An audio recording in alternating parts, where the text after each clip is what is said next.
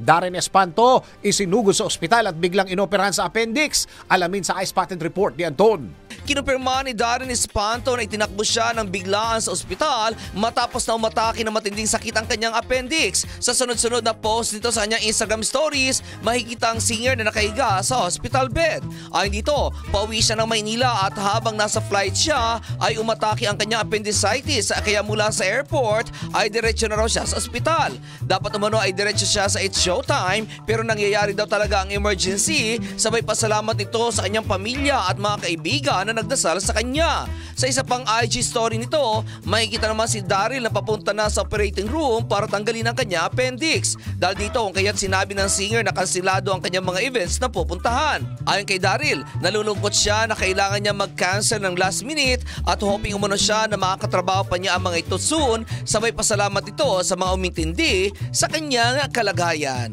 At iyan aking balitang showbiz para sa impilang metodong lakas, DWIZ. Ako si Anton, nagbabalita ng tama, naglilingkod ng tama.